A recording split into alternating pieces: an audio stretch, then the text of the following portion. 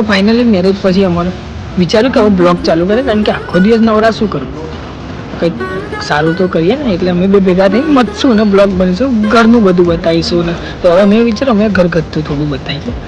Destination અમને કુશલ પાર્થ અને માનસી અને મારી બેને ગિફ્ટ આપી છે. તો પણ હજુ એરપોર્ટમાં ઘૂસ્યા ને એવું સાક્ષી મને શું કીધું ખબર? ભૂખ લાગે.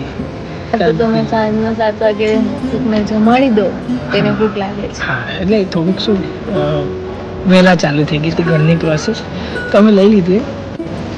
આ પાઉંભાજી છે, આ જતીનના સમોસા છે. ચા. શું કેવું તો તમારે? આ બધું ભેગું કરીને એવું લાગે કે ઇન્ટરનેશનલ એરપોર્ટ પર નહીં, આપણે બોમ્બેના રેલવે સ્ટેશન પર ના બેઠા હોય. તો હવે અમારે થોડું ઘણું અમે એવી બતાવીશું કે શું શું લાવવું જોઈએ, શું ના લાવવું જોઈએ. અમે જે ભૂલી ગઈશું ને એ ખાસ તમને કહી દઈશું કે આ વસ્તુ તમે લાવજો છે.